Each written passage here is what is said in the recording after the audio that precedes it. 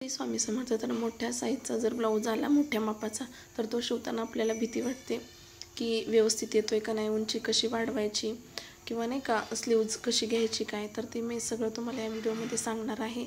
आणि मी एकाच कस्टमरचे एवढे सगळे ब्लाऊज कसे शिवले ते पण, आणि तिसरी गोष्ट म्हणजे शिलाई किती घ्यायची वाढवून ते पण मी सांगणार आहे. तर व्हिडिओ स्किप न करता पूर्ण पहा. नवीन असेल तर चॅनलला नक्कीच सबस्क्राईब करा.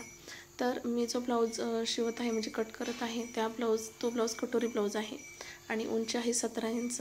तर त्यांनी त्यांचे जवळजवळ 15 इंच होते, तर मला त्यांनी 2 इंच वाढवायला सांगितलेली. तर मी अगोदर पेपर कटिंग वगैरे करून घेतलेलं आणि अस्तर घेऊन कट करून करेक्ट 1 मीटर लागतं बरं का अस्तर, तेव्हाच आपला ब्लाऊज व्यवस्थित असा होतो.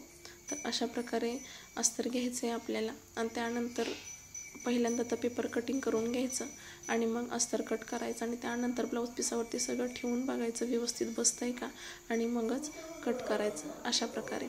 तर माझे जेवढे त्या कस्टमरचे ब्लाऊज होते ना तेवढे सगळे शिवून झालेले अगदी व्यवस्थित असे मी तुम्हाला दाखवते फिनिशिंग वगैरे. आणि जर अस्तरचा ब्लाऊज असेल आणि जास्त म्हणजे मार्जिनचा असेल तर आहे ना 20 रुपये वाढवून घ्यायचे, कारण 1 मीटर अस्तर आपल्याला कितीला बसतं म्हणजे प्रत्येकाच्या एरियात जेवढं बसतं त्यानुसार आपण मार्जिन वाढवून घ्यायचं आणि आपली शिलाई अशा प्रकारे. तर हे आहेत ना वरचे 2 आहेत ते कमी साईजचे आहेत आणि प्रिन्स कट आहेत. तर मी ते आपले शिवलेले त्यामुळे तुम्हाला मी दाखवत आहे.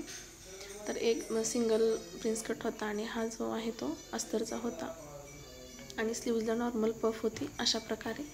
तर मी पहिल्या ब्लाऊजचे 90 रुपये शिलाई घेतलेली आणि ह्या ब्लाऊजची 250 रुपये शिलाई घेतलेली, कारण स्लीव्ज असल्यामुळे आणि अस्तर आपला असल्यामुळे प्रिन्स कट ब्लाऊज होता त्यामुळं. तर हे जे कटोरी ब्लाऊज आहेत तर त्या सगळ्या ब्लाऊजला मी अस्तर म्हणजे आपल्याकडचं लावलेला आहे, त्यामुळे ना ह्या कटोरी ब्लाऊजची आणि अस्तर जास्त लागतं त्याच्यामुळे ना मी 20 रुपये वाढवून घेतलेले आहेत. तर ह्याची म्हणजे पूर्ण शिलाई 220 रुपये आहे.